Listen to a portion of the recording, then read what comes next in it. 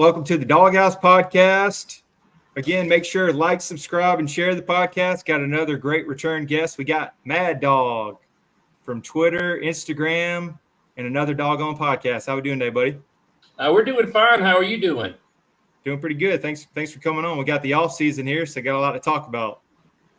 Yes, that is true. Yeah, first question is, I know Georgia actually released some of the schedule and the game times. I know usually in the past we'd have to wait, about a week or two before they would plan them, but I think we got 5 or 6. Just wanted to get your thoughts on some of the game times that have been released for the 2024 schedule. Well, the first game is at noon, which I don't understand that one at all because it's Georgia and Clemson. The next game is actually I can't remember exactly who they are, but it's a cupcake team, kind of a light team, and they're at 2:00. So how exactly did we get Clemson at noon and them at 2:00? It should have been vice versa, in my opinion. But the rest of them seem to be pretty prime time. I mean, you got them at like 7:30. They're going to have, and here's the thing that's interesting. They went ahead and released when Georgia Tech was going to play, and it's going to be on a Black Friday night, a primetime Friday night gig. Now, I don't know why ABC did that if they're trying to, because that Thanksgiving week, you're going to have the Egg Bowl on at Thursday. I don't know if they're trying to have games on Thursday, Friday, and Saturday to try to, get more viewers in, get more time, see how much time they can get. Kirby said he doesn't like that because he said it gives him one less day to prepare for Tech, and he definitely does not like Tech. He does not want to lose to Tech. And Tech is actually, with the new coach, Brent Key, Tech is actually looking pretty good. They're actually doing a lot better. The last couple of games they played with us are a little more competitive than they were, in years past when Kirby figured out that offense and shut down that triple option. But the rest of the games, we got a prime time. I think Texas and Alabama. All that's at 7:30. So we're looking good as far as that's concerned. But that first game, I don't know. I don't know if they're trying to compete because a lot of Big Ten games are always at noon. So I don't know if they're trying to compete with that. ABC, since CBS is going to be picking up the Big Ten games now, I have no idea if they're trying to compete with that by having an opening between Georgia and Clemson at noon. But it is what it is. We're just going to be happy at that point that college football is back.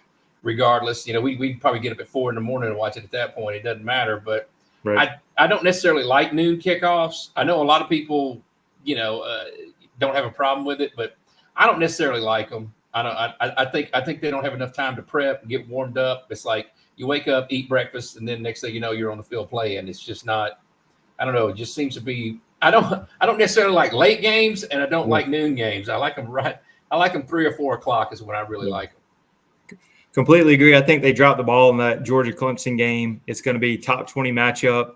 Alabama and Western Carolina is going to be at 7:30. You got Miami and Florida at 3:30. I mean, this isn't 2008 anymore. I mean, there's all these. I mean, this is probably the marquee matchup, and it's a noon game. A lot of my tailgate friends were like, man, I'm not even going to go to the game anymore. I mean, that's like a coffee and a beer, Got to tailgate. Oh, yeah. When you tailgate it for a noon game, you either got to get there at 4 a.m. or you got to spend the night. There's no other way around it. You can't. By the time you get there and set up, the game's already playing. And I can't believe they have Alabama with being a primetime game, and they're not even playing a top 10 team. Exactly, Alabama effect. Yeah, yeah. I guess we thought that would go away when Saban left, but it must not have happened yet. Exactly. One other question on back to the Georgia Tech game. Is this the first time there's ever been a Friday night or a Friday game in Athens? Is this the first time ever? That might be a good question. That's a great question. I can't remember one. I remember on some occasion when a game got canceled, they actually played a game, but I think it was in South Carolina. They played the game on a Sunday. I remember that was very unique because I was watching the game.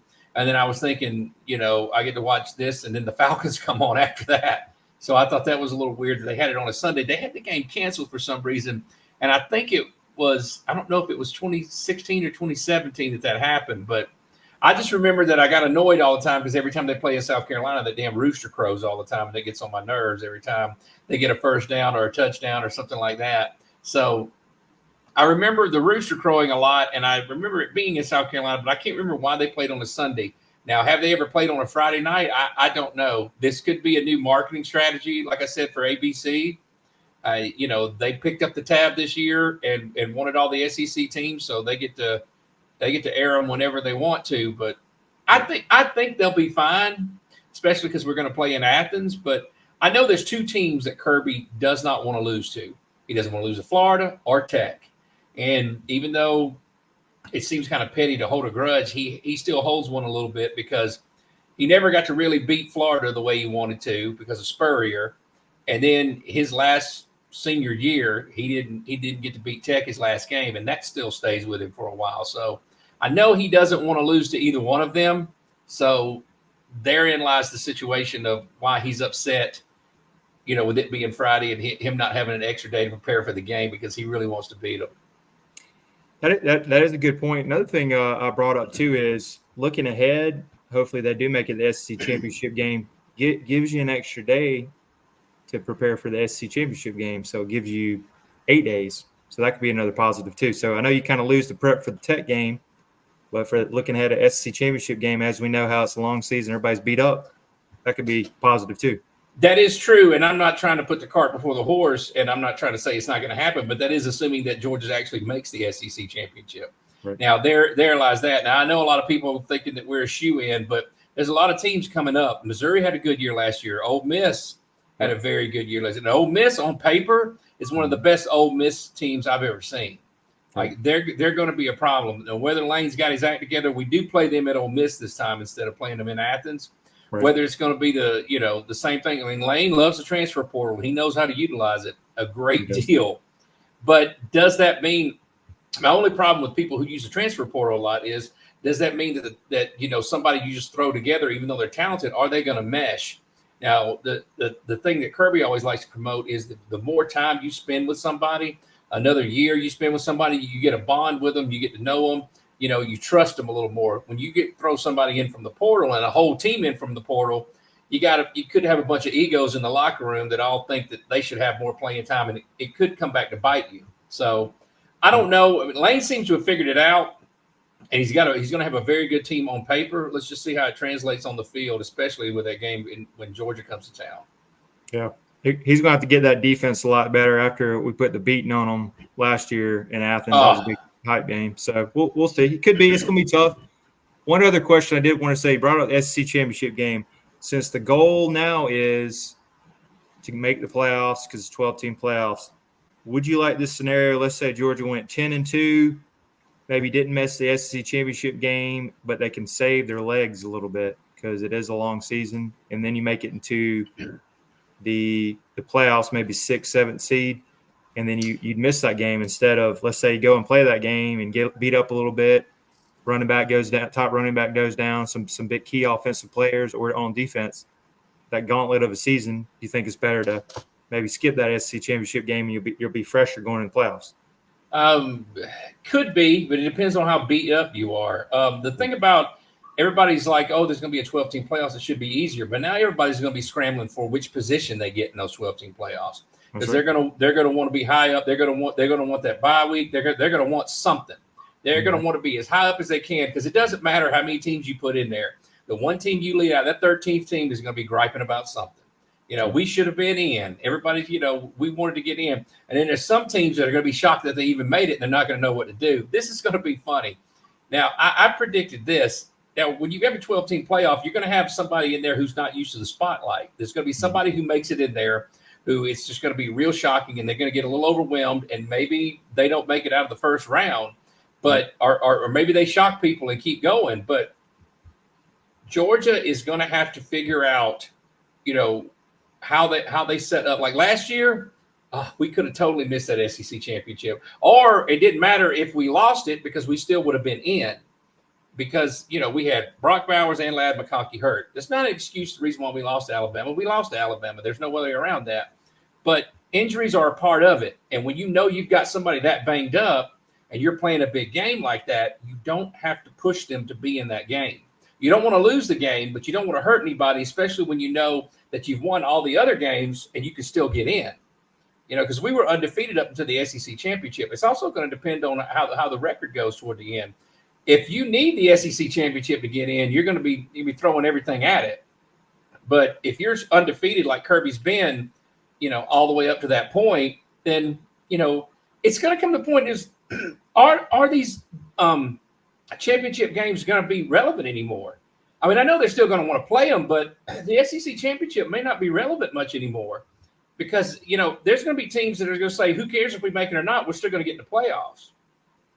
It's just one more game for them to play that could either make or break your team and wear them out. Somebody could get injured in there and you need them for the playoffs. So, I know they're a big moneymaker, and I know the championship games and the conference championship games aren't going to go anywhere. But there's going to come a point where somebody's actually going to say, is this game even relevant anymore? Does it matter? Does it matter if you win or lose? Because if you make it to that point, both of you still should be in the playoffs anyway. Completely agree. I think it's going to be a lot less relevant. I still think Kirby's going to try to get him up to win it because he's always been prideful. He's like, first goal was win the SEC championship game. Yeah, it's a big deal for him. That's old school, but it's just there was a time when we didn't think anybody was going to pay players either. So exactly. I mean, think things can change. Oh yeah, sure. That'll be something definitely to talk about. And since it's going to be a long season. And I've been trying these out at the pool. VivaTequilaSeltzer.com is the sponsor. To get 20% off, Dawg House 20. Personal favorites, watermelon, huckleberry, elderberry is great. Also, I sent these over to Mad Dawg. Did you get to try them out? I did. They're very good. Now, it's just, if you want a light buzz or a little bit of a slight intoxication, this is a drink for you. It was worth it. I'm glad you sent them to me. I appreciate it. Shout out to them. They're awesome. Yeah. My wife and all her friends. I handed one out to everybody. You sent me like a 12-pack, didn't you? Yeah. You sent me. Yeah. So it was nice. We all enjoyed them. I was like, enjoy these, and if you like them, then we'll purchase them. But I said I got them from Trey Tucker, and I really do appreciate them. Yeah, I'm glad you got them, Mad Dawg, and got to try them out. Again, that's Dawg House 20 for 20% off. VivaTequilaSeltzer.com has been a great sponsor for the podcast this year. Also, want to jump into a little bit more scheduling. So, old Steve Spurrier was weighing in. So, they got construction. Was it coming up for 2026, 27? Wanted to get your thoughts of where the Georgia-Florida series during that whole when they're building the stadium and everything, where do you, in your opinion, where do you think it needs to go? I wouldn't mind seeing it in Atlanta. I'm not sure about Orlando or Tampa, but what's your thoughts on that? Yeah, there's I know Kirby wants it home and home, but that's just for a recruiting standpoint. He's always said that. He's always said that he wants, the Georgia-Florida game at home and home. And by the way, for those of you who are wondering, it is the Georgia-Florida game. It is never the Florida-Georgia game. Amen, brother. But I don't know. It's been in Jacksonville for so long. I haven't had an opportunity to go to the cocktail party yet. It would, I would love to go to one. I had a friend of mine who went to one and said that there were so many people, whether they were Georgia or Florida, they were so unbelievably nice, handing people beers and letting people, have food and everything. He said it was wonderful atmosphere. And once the game time everybody got a little serious, but it was just so great. The atmosphere was great. And can you have that if you're in Atlanta? Now, if we have it, if it's a home and home and it's in Atlanta, where would it be if it was in it would be back in Jacksonville, or where would it be in Florida? Do you know where it would be? Did they say where it would be? Yeah, it's looking right here. Mike Griffith, would you like to see Georgia play Florida 2026 with Everbank Stadium not an option, home and home, or Atlanta and Orlando? That question, if that helps. Home and home. Can you imagine Athens with the Gators in there? Oh, yeah. or vice versa. You imagine the unbelievable smack talk on Twitter if we were able to beat the Gators in the Swamp. Exactly. Because they always talk about that's such a hard place to play. Yeah. And you would love to beat them in the Swamp. Hey, Athens pretty damn hard place to play recently now. Oh no. I'm not taking away from it, but that's the big point of pride when it comes to Florida. Especially with that Florida-Tennessee game. That game last year, I thought Tennessee should have had that game in the bag. And then they went down to the Swamp, and I was like, I didn't know where those Gators came from. Like, that was insane. I was at a friend of mine's house who was a Tennessee fan, and I was like, I think I need to leave a little early. This is getting kind of ugly. I didn't expect it to turn into what it turned into. I figured it was going to be a big victory for him. But They just said that, for some reason, the Swamp is a difficult place to play. And that's why I would like to beat them in the Swamp. But, I mean, it's all going to come down to money, where the TV, who's going to be willing to pay more to get it there, because fans are going to show up no matter where that game is, regardless of what anybody says. They don't want to call it the cocktail party. I mean, that's irrelevant. That game is going to be huge no matter where it is. So do they want to give that home and home to each stadium, or do they want to keep it in Jacksonville, or do they want to bring it up to Mercedes-Benz? I mean, how many times – Georgia usually opens in a neutral site at Mercedes-Benz. So how many times do you want the Dogs to come to Mercedes-Benz? Then the SEC Championship's in Mercedes-Benz. So I remember, I think it was the last year that they won a national championship, they played in Mercedes-Benz Stadium 3 times that year. They played the opener against Oregon. They played in the SEC Championship when they beat LSU. They played when they Peach Bowl when they beat Ohio State, and then they played. They played again. It's crazy how many times they played in Mercedes-Benz Stadium.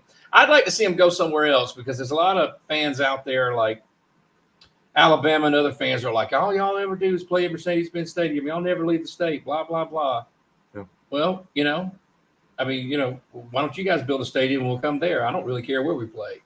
The way Georgia's playing right now, I'm not really afraid of anything right now. Exactly. We'll go play on the moon, right?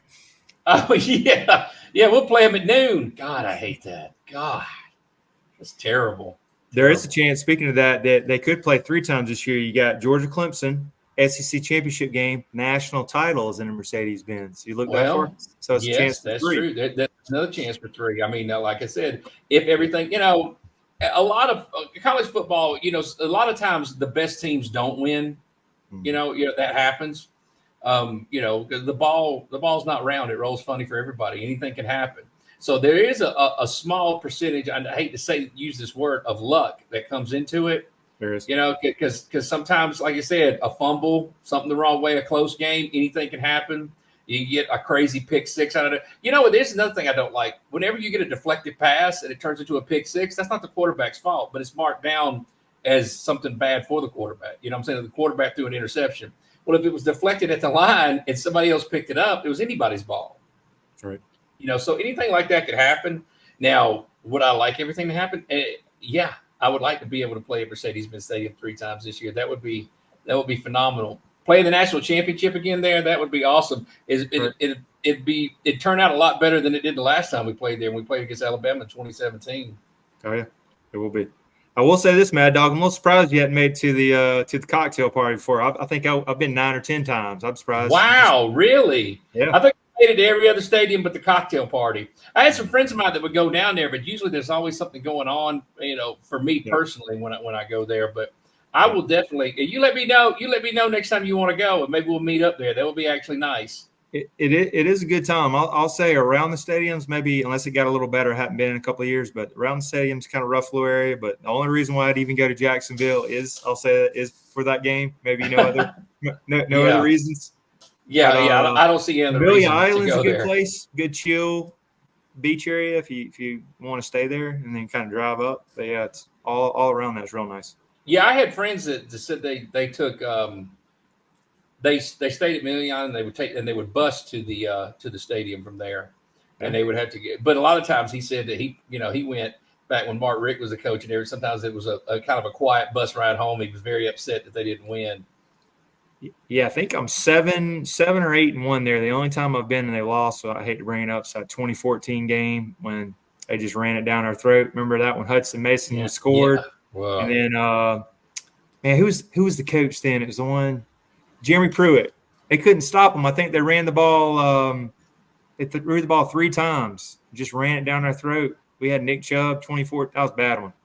Yeah, anyway, yeah. Like I said, there are things that happen during a game. I mean, I hate to say anything. That's why I don't ever talk a lot of smack during the offseason. Now, do I see that things could happen? Is Georgia on top right now? Absolutely, we are. But anything can happen. Don't start getting too cocky on social media. People start bookmarking that and throw it in your face the second the season starts. Because anything can happen. You can have anybody. You can have 3 or 4 players like blow their legs out, and then the next thing you know, you're done. You're like, uh-oh. And then you're in 3-loss season and you don't know what you're doing. People keep receipts all the time. So, don't talk. Yeah. And then I did want to ask, so the crazy news that's been going on, the Jaden Rashada saga, him suing Billy Napier. Yeah. First he was at Miami, then he goes to Florida for $13 million, then he leaves there and goes to Arizona State, now he's back to Georgia. He didn't get the $13 million. That's what the whole problem is. He didn't get the $13 million. You kind of wonder who's at fault there, the booster or the person who promised him the money, or Napier who promised him the money.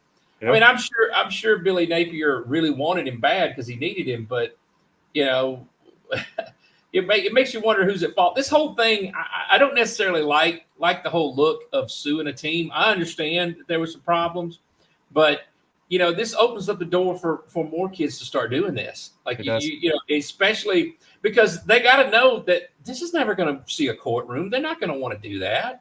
They're going to want to settle this and make this go away as quick as possible. So what are they going to do? They're going to settle. They're going to give him maybe half. They're going to give him something. And, Kirby really didn't want – I don't think Kirby knew this before he got him there, because he really didn't want to have anything to do with this. And then he went and contacted somebody, and they said, our hands are tied. There's nothing you can do. Yeah. It's a lawsuit between them. You just got to let it go. And if the kid gets money, I guess good for him.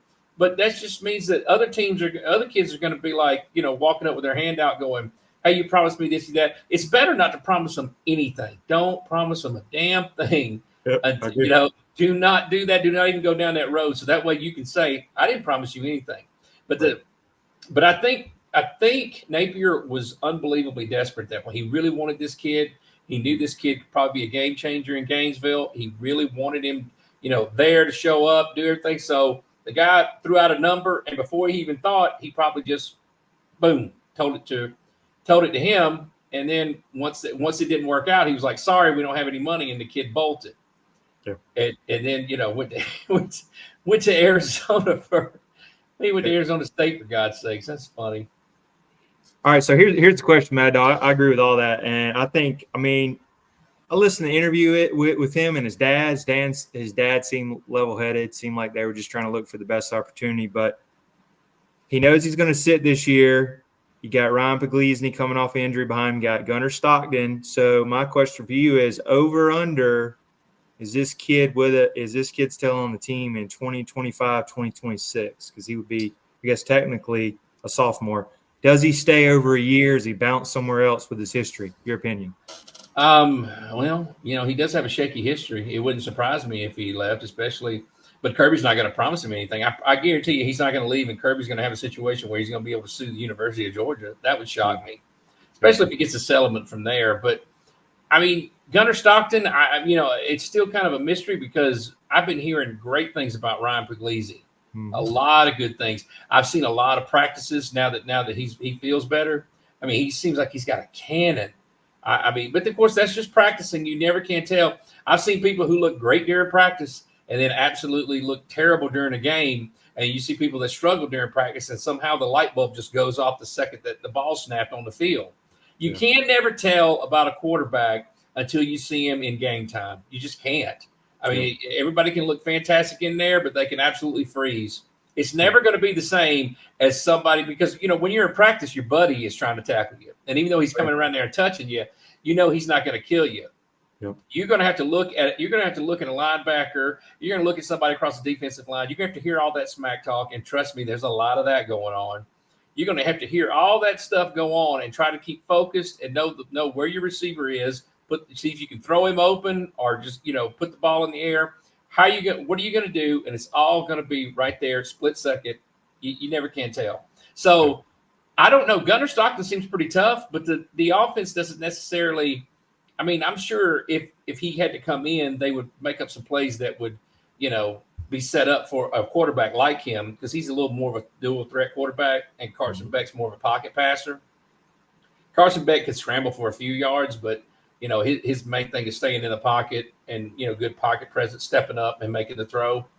I don't know about Puglisi. That's going to be, to me, it's going to be a next year. I'm already looking forward to next year, because, Beck's going to be gone. Who's going to be the guy? You've had Stockton, who's been there for a while. Or is Puglisi somehow going to, outdo him? Or is Stockton going to transfer? You have no idea. Now, if that happens, then maybe Rashada stays. I have no idea. But his history suggests that, if he doesn't get what he wants, he will bolt, and he could leave after this season. So I don't know. I can't answer that. Yeah. I would say with his history, probably won't be here in 2025. Do I think he could be a good or a great quarterback? Yes, but you got to have you got to be patient, especially with Kirby. And I think Kirby probably told him that, hey, you want to come here, got to be patient. It's Carson Beck's team. And then coming out of the spring, I know he talked right after. I know it was a spring game, but I guess with Gunnar Stockton, he's still not blowing my hair back. That's Beck's team. But it's one of those, if Rashada can come in and learn the offense, he might battle a little bit to be the close backup. I think I agree with you. Puglisi's going to be a next year project. Like this year, get over that knee injury, learn how to be in college, learn the ropes. And they also got that Jared Curtis kid right behind him coming in, number 1 overall for 2025. So, I mean, yes, Kirby's going to play the best QB, best situation, line them up, and you got to see if it's your time or not. So, he always plays the best player. It doesn't matter. I mean, I said this a million times. There are no stars when you get to the University of Georgia. Everybody's 5-star, 4-star, 3-star, walk on. It doesn't matter what star you are. It doesn't matter how many stars you have when you were going in there. Kirby is going to put, if a 3-star outdoes a 5-star in practice, the 3-star is going to play. He's going to put the best player. Kirby said time and time again, my goal and my job is to win. And I had to put the best players out there who are going to, be more successful so we can win. That's the whole thing. Now, I mean, case in point, a walk-on won us back-to-back national championships. I mean, nobody saw that coming. I'm still waiting for that movie to be made, by the way. That would be interesting. But I don't know. You're right. They got a lot of people coming in, but Kirby's very with Mike Bobo. That's why I'm interested with Beck, because usually the first year is a little rocky, but the second year under Mike Bobo's system, once you really figure it out, I think Beck is going to be a lot better. If history repeats itself, because it's always like you see like all the other quarterbacks that had a second year within Mike Bobo's system, they always had a fantastic year. It was just easier once you are able to let go a little bit and give the quarterback a little more room to do his own thing, instead of just saying, this is the play, you must run it. If you give him a little more leeway, give him about a couple of plays, let him call it on the line. If he sees something, let him change it. That's what I'm looking forward to. I think the offense is going to be a little bit better, even though we lost Brock Bowers and Ladd McConkey. That doesn't necessarily mean that the tight end play is going to go away. You can't replace Brock Bowers. He was generational talent. But tight end play, Lawson Lucky, that transfer, I can never remember his name. It starts with a Y, the one from Stanford. Eurosick.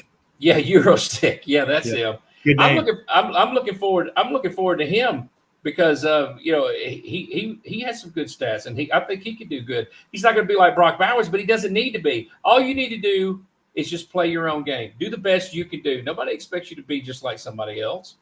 Right. It's not going to happen. Exactly.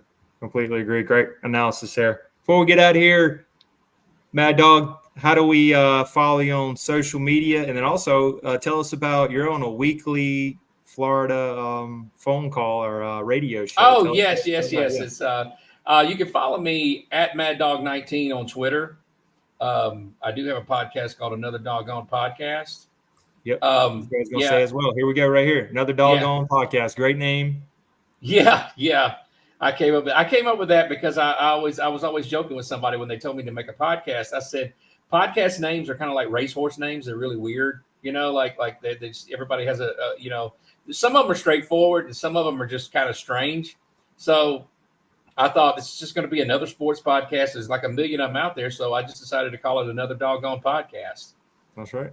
So anyway, the show I'm on every Friday is from Fort Walton Beach, Florida. It's you can stream it on the Ticket Sports Network. It's called the Southern Gentleman Sports Show. There's a 4-hour show every Saturday, and I have a 15-minute segment every Saturday. It's a lot of fun. I'm on a group text with those guys. We have everybody. We have Ohio State, Florida, Tennessee. We have every team. Everybody calls in and talks about different teams. So I think it's me and one other guy that are the Georgia guys. And the host of the show is actually a Georgia guy too. He knows Kirby Smart's family. He was actually Kirby Smart's Little League coach, and he coached Kirby when he was younger. And he's a good guy. They call him the Georgia Dawg on the radio, but it's a great show. I've been on it going on 2 years now. I very much enjoy it. Every chance I get, I go down there and they let me in for the whole 4 hours. I do it live the whole time. That's awesome. It's a lot of fun. I enjoy it. Wish I could make a living doing that. That would be so great. But anyway, so I'm on there every Saturday. It's from it depends on the time zone. At Central Time, it's 8 to 12. But for you and me in the Eastern Time zone, it'll be 9 to 1 o'clock. Okay, that's awesome. Hey, everybody, check him out on that radio show. What was it called again? It's called the Southern Gentleman Sports Show. Southern Gentleman Sports Show. I listened to it one time. I'll have to check it out again. That's awesome. Yeah, it's a lot of fun. Yeah, Mad Dawg, appreciate you coming on. If everybody's still around, make sure to like, subscribe, and share the Dawg House Podcast, and we'll have some other podcasts coming up in the off season here. Really appreciate it. No problem, man. Thanks for having me on. Go Dogs. Go Dogs, man.